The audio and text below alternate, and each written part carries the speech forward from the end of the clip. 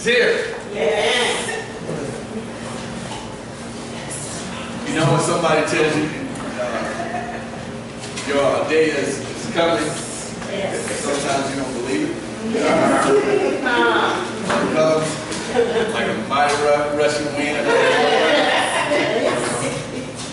And sometimes the breeze can be chilling. Sometimes it can be comforting.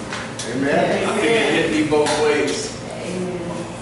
It wasn't comforting when it comes, it was starting to get a little bit more comfortable. Amen. Just like I said when I first came to Colorado, be warm in the day, cool at night. But if you don't know what you're doing, you get caught with your pants down.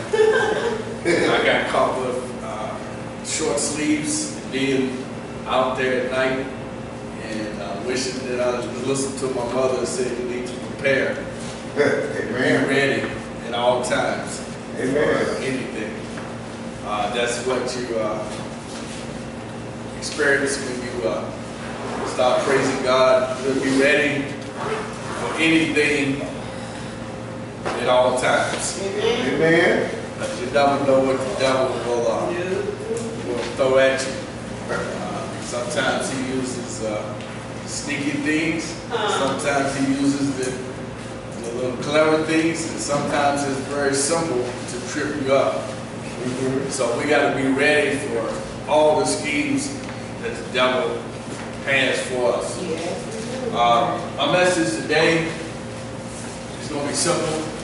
I say simple, but maybe hard, and it may be ABC, but it's going to be a couple of things. I'm trying not to bore you, overly excited, but I hope it is useful to you today. Oh Lord, let me come to you today asking you for your guidance, your wisdom, that you might be able to strengthen me, that I might be able to deliver what you want me to deliver today, that I might be able to give the congregation something that they need, and that they be useful for them in their further walk with you. Please bless me, oh Lord, that I might be able to do what I need to do.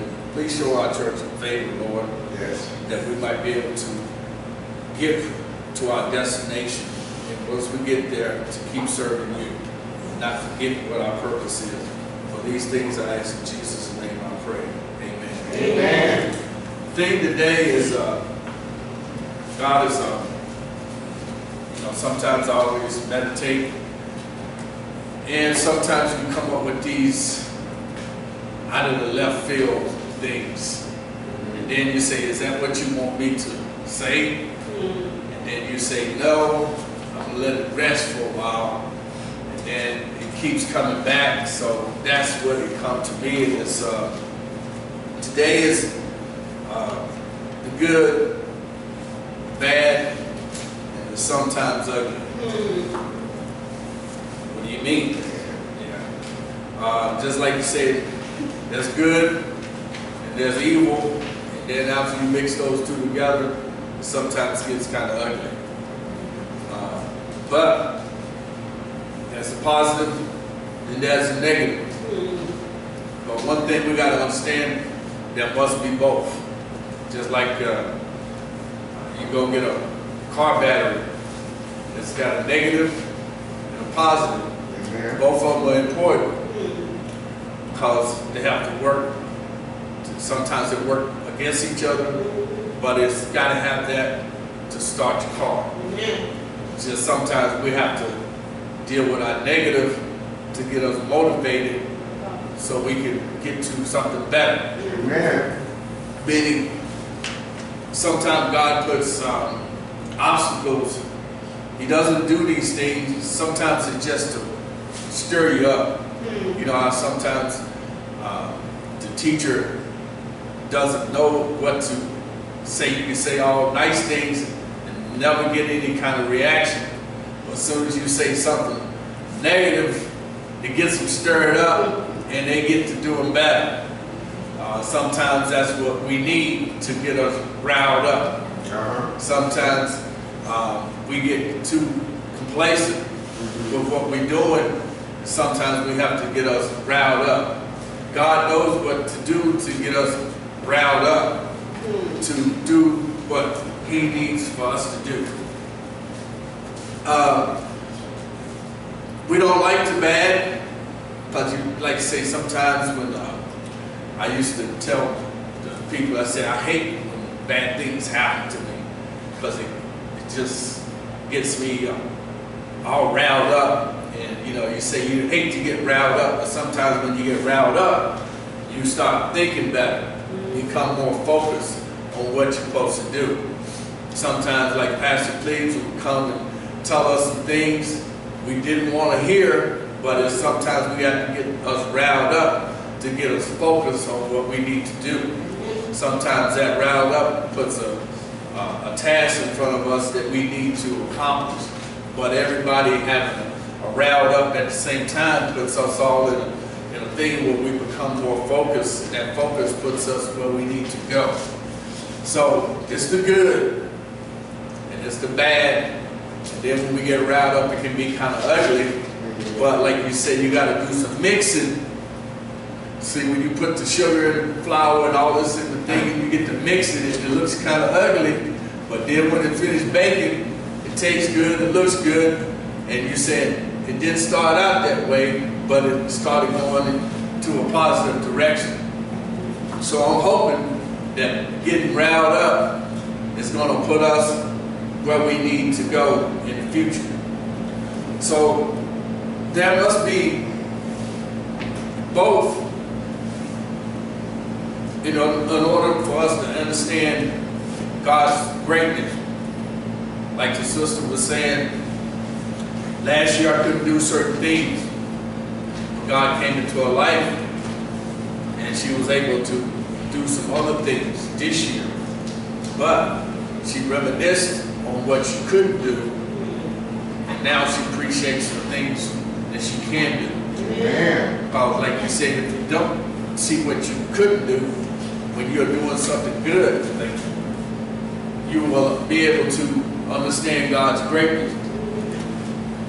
Sometimes those bad things come to us and we hate it because things have been good, but that's the positive, I mean the negative, but then also the positive is that we appreciate what we can do now.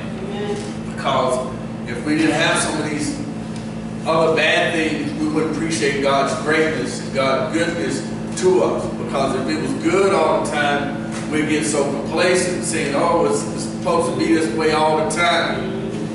Now that we have some ups and downs, we can see God's greatness and how good He is to us, and how much He loves us, and how much He blesses us. Let's go to James chapter 1.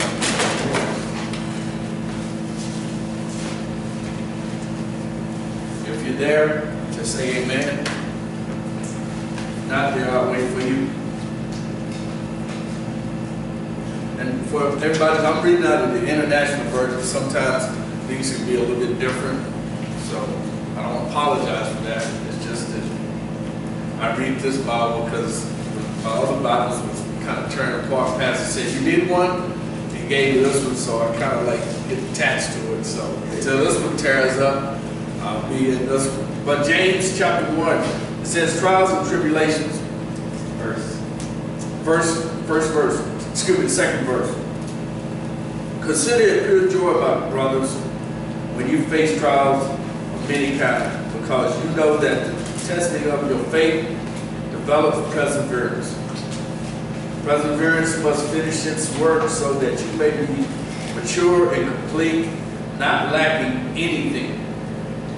If any of you lacks wisdom, he should ask God, who gives generously to all without finding fault, and it will be given to him.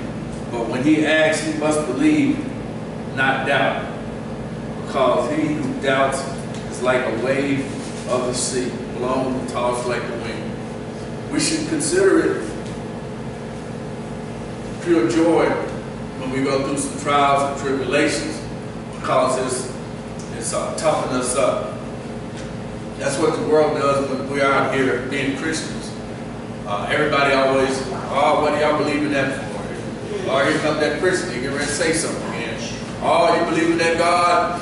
Oh, I ain't seen nothing in that God, he ain't done that for me. But you can come back and say, God has done something for you. You have to have that tough skin and say, hey, this is what I believe.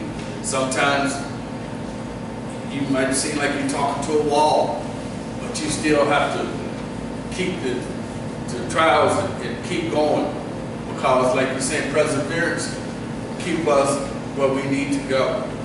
So consider the joy when we go through some trials, even though we may not like it, but it could be the good, be the bad, before it actually tends to be good.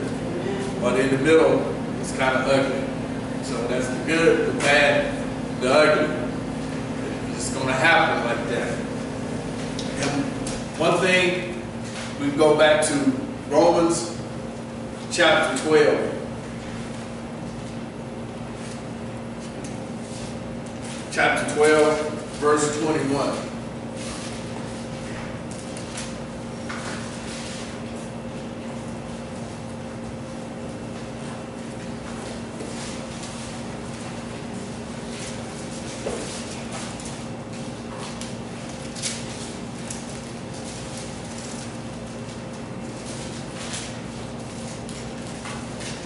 Church there, say amen. Amen. This is going to be 21. When we're going through these trials and tribulations, and everybody knows that things can get kind of shaky at times. You know, when bad things come, we tend to go back to what we cling to, our defense mechanism. But in this verse it says, do not be overcome by evil, but overcome evil with good. When people talk negative about you, just smile and say, thank you. That's just stuff to just toughen my skin up. You're just giving me motivation to do what you said I couldn't do. You have pushed me to go to my father and tell him that I'm going to tell on you because you are being bad to me. It's hard to, but we just have to overcome good. Have to come evil, overcome evil by good. That's a hard task to do. It's hard every day. I tell you, I had to learn the hard way on some things because at my job, a lot of times, they don't think you can do things, but you pray and God sends you through those things and you become better. They don't understand it because they said you couldn't do it, but you keep going anyway. You just depending on God. A lot of times I would like get mad. I go into my little corner. Nobody can see me. And you see a grown man cry, but after you have little tears, you get shook up and you wipe them off and you come out like Superman goes into the booth. You go in, just a man, and you come out Superman. But it's just like you say, God sees you while you're in the booth. And he gives you that Superman strength to come out. They say, where does that come from? That just comes from God giving you strength. And that's something that we will never be able to understand where we get our power from. We got to, as in James says, we got to ask God for things that we don't have. If we lack something, everybody lacks something. Nobody's perfect on this earth. So what we don't have, we just have to ask God to give it to us. Excuse me. But just reminisce. Sometimes we have to go back to our little past. But just like me and Sister Barbara was talking this morning, when I first came to the victory in Jesus Christ, I I never pictured myself standing here. Sometimes when you walk into a place, you never picture yourself doing something of this nature. Even though it's bred inside of you, you just don't even know it. Probably you didn't know that you were going to be, when you came to the church years such ago, you thought you were just coming in just to sit back and chill, because I know y'all used to have your little corner in the back, I remember. And now you see things. Sister Barbara was coming in, and Sister, all of y'all came into the church saying, I'm just going to sit in the back. I came in, I was trying to sit in the back, but when I got there, they already know who you are because it's a face they ain't seen before, so it's just like eyes is on you when you come in. You're like, oh my God, what's going on? I'm just trying to sneak in here, just get a little religion and go and do what I need to do, you know. Then pastor come out and say some words, and next thing you know, it's like he already knew something before you got there. I don't know any words, but I can just see what I've seen because I've been down that same road. But the thing was, we got to continue on doing what they was doing to us. So when other people come in, we have to show that love. And what say overcome evil with good. What is good? Good is love. And love is what? Love is God. God showed his love. Love is an intense affection for another person based on the personal ties or shared interests. Romans 12:9. You don't have to turn it up, I'm going to go through it. It says, love must be sincere. Love what is evil. Cling to what is good. Love is good. Sometimes it takes us a little stir it up, the ugly, to learn what love is all about. Sometimes we have to go through some bad, I ain't gonna say bad love, but some bad, kind of not seeing what love is to know what love is when you see the good love come. You know, we got to learn it, but I've learned it from being in the church and what things is about. You have, like you said, the older people must teach the younger people what is good, what is bad. Because we got to learn from our past. And then when we get older, we can teach the young what love is about, what bad is about. To stay away from the bad and cling to the good. And we had to have somebody teach us. I felt when I came into this church, I was just trying to sneak in and sit, wasn't trying to do anything. I just wanted to get some word. But the love that the church showed me when I came in made me cling to want to come back. And then when you come back, you know how you go to your little favorite restaurant, when you go there, you get something good and you want to try other things. That's what we did when we came here. First we just wanted to receive something. We received the love, then we wanted to show our love. But we had to receive love in order to give love. But that comes with trust. Just like God wants to give us something. He wants to give us more, but he needs to trust us with the things he gives us. Meaning, he's going to give you something good, but if we do something good with that, he's going to give us more. That's God's blessing. The thing is, when we received this love from the church, we was able to give love. And then by we giving out love, God is giving some more in us because we're doing what he said do.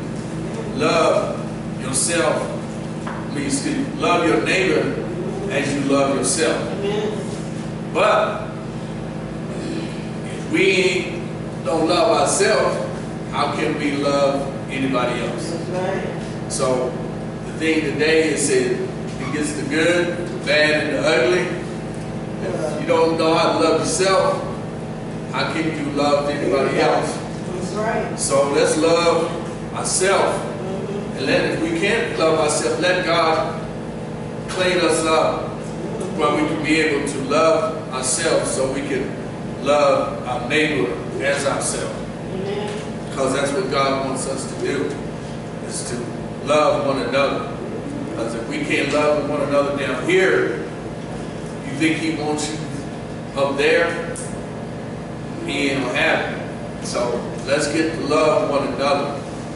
Another is in Deuteronomy 6:5. Love the Lord your God with all your heart, with all your soul, with all your strength. That's what God wants from us. If we do this, what do you think God would do? He will do the same, but even greater. Because He doesn't make you do anything. He gives us free will. So if we give our heart and our soul and love Him with all our strength, what do you think His strength will be when He returns the same favor? He will give us so much. I know God has given me so much. Sometimes I didn't even think I deserved it. But His grace was so overwhelming that church just don't know. He did things for me that I didn't even think was possible. He took me some places and put me in a place where I didn't even think I could get. Excuse me. These are not tears of sadness, tears of joy. But I know what He can do. I know He can do it because He did it for me. Yes. And I just want y'all to feel that same joy that I have for the Lord. Because I know some days, you know, I didn't think I deserved certain things, but He gave it to me anyway. Yes. It was His grace. Like Pastor said, you got to let God do God. No question what He does. That's right. Sometimes he didn't take things from me. He just put something here so I would go that way. Yes. You know, sometimes we say, God, I want this job over here. He said, hey, well, I want you to be. Let the Lord use you. So He says, closing this door and making you have some bumps in the road so you can get over here on the paved road. Because you keep going down that road, you're going to run into a roadblock. Yes. So, but those stumbling blocks can be the way to make you get on the right road. I didn't know I was coming to Colorado. God just says, friend offered me to come out here. I was just saying it was just a new place. So a new adventure, new opportunity. And I came, just like I was saying, I walked into the church and I was like, hey, this is just a place. I've been to a couple other places, but I walked into the church. And next thing you know, I received God's love. And it was here.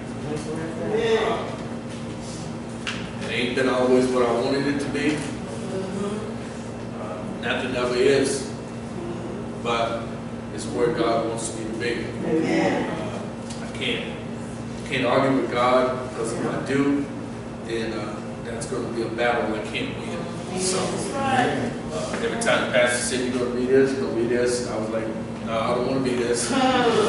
Amen. I said to myself, by the time people said, I don't know if Pastor Fred's going to work out, but I said, I was kind of astonished. I was kind of not really upset with the pastor. I was saying, why are you doing this to me? It wasn't the pastor doing it. It was God doing it. Yeah. So if I said I'm going to get mad at anybody, I'll be mad at God, but I know I can't be mad at him because that's not the right person to be That's mad right, at. man. That's another bump in the road here to put me on the right path. That's right, man. You know, so if you receive some bumps, don't feel bad about it. I've got some bumps too. And, but like Tafar said, I thank him for the opportunity to be part of the choir and to things. I know when he came in, things wasn't all that, but he did a little fine tuning, and I see it myself. I'm like, hey, I didn't know I needed that until somebody told me that. I didn't know we were supposed to do certain things or follow certain things until he was teaching that. So when somebody's trying to give you something, don't look at it as something bad. Receive it. Just ask God to develop it. Yeah. So I'm just asking y'all today, I'm just here just like anybody else. I'm human, I make mistakes, but I'm just trying to do what God asked me to do. That's right. That's all you can. You know, I'm going to get better. Just like Vaughn said, you're going to do a little fine tuning. I got to do a little twerking. So when I get finished doing the twerking, I might be in trouble. So, you know. So when I get to twerking, you know, say, you know, twerking a little, tweaked it, twerking back in my day. Tweaking it. Y'all can tell me you're tweaked it enough faster. You just let it go. I said, no, they ain't right enough. Just like you say, I'm in the potter's wheel. When I get finished doing the thing, you know how you say, I got to get that little fine thing around there, so I'm gonna try to tweak it, like y'all said, and do it what God wants me to do. But I don't want to step out and say too much, but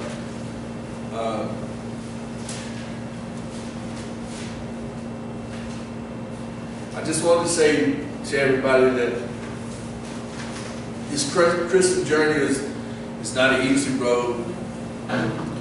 It's a road that has a lot of challenges.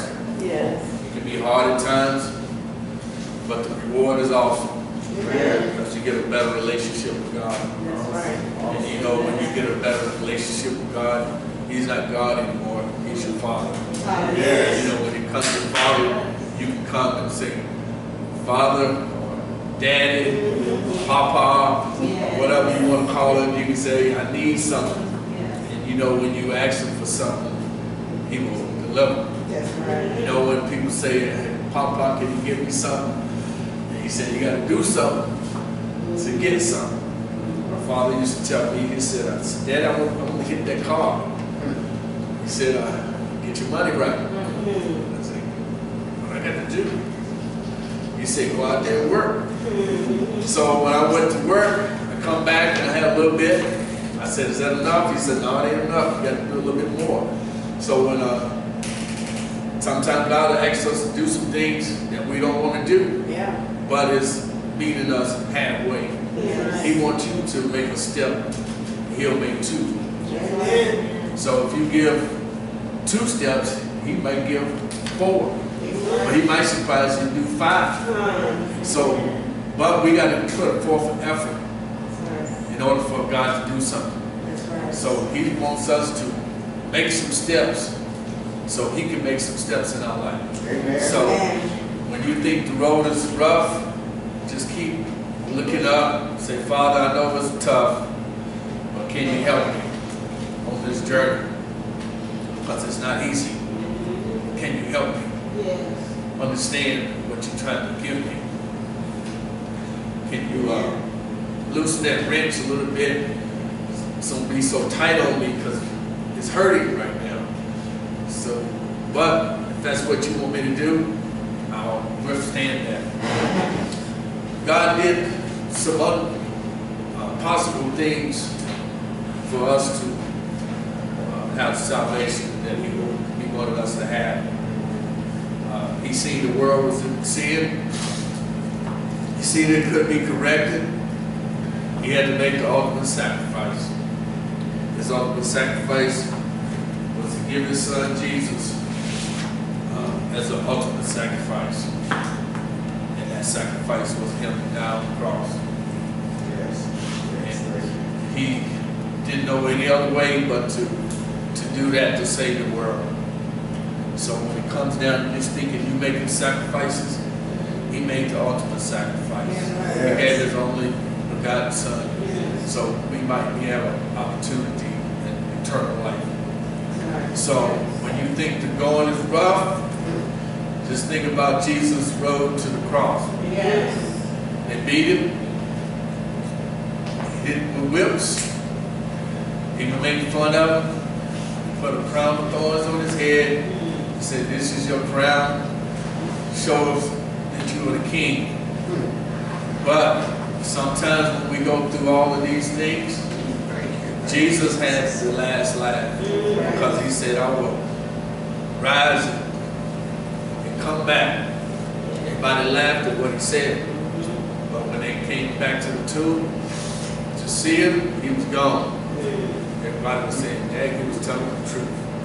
Sometimes when you telling people that you're going to rise, they laugh at you. You say, "Don't worry about it. God's going to make it happen." Yes. So when they laugh first, it's not about who laughs first, who laughs last. Yes. So just say, hey, you can tell yourself, I'm going to have the last laugh because I know God is going to deliver you. So just think about that. Like Pastor Cleve said, when people are making fun or doing the things, so when you can't get what you want, just sit back, get your popcorn, get your butter, get your favorite soda, and just sit back and just watch the show. Because God is going to do some great things. I just want to leave you with one thing. I came here and I was in an apartment, and a friend who I came with, he was going through some things, and I was trying to work, but he didn't know I was trying to work and go somewhere. But I didn't have a cell phone at the time, so I didn't get to communicate. When I came back, he had put locks on the door, changed the locks. And he was saying, "I don't feel comfortable because I don't know what you're doing. I mean, you're just in the streets." So I said, "What?" He said, "You can't stay at the place unless I'm there." I said, "You work from 3 to 4 in the morning." I said, "What am I supposed to do?" So I called home, told my sister. She said, "You want to come home?"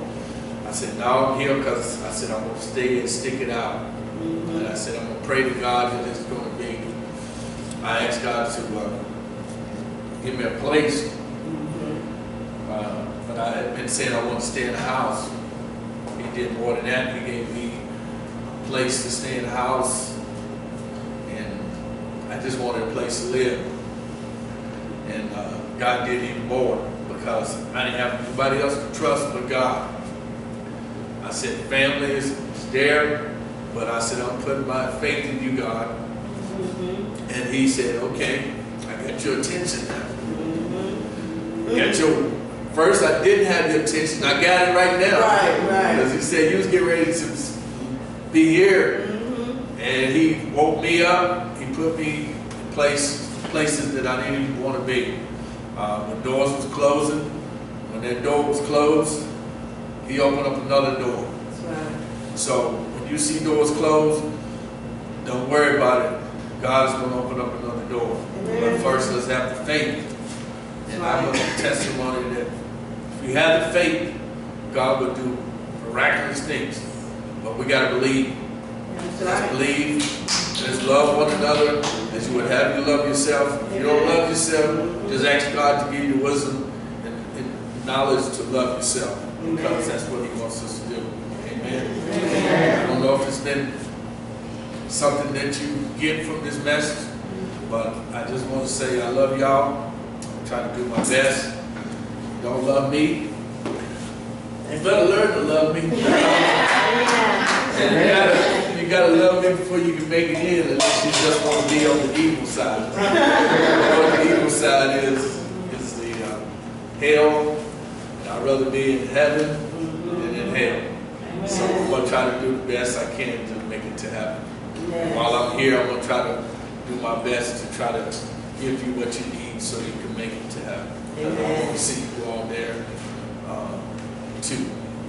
And I hope you want to see me there with you. Amen. If someone will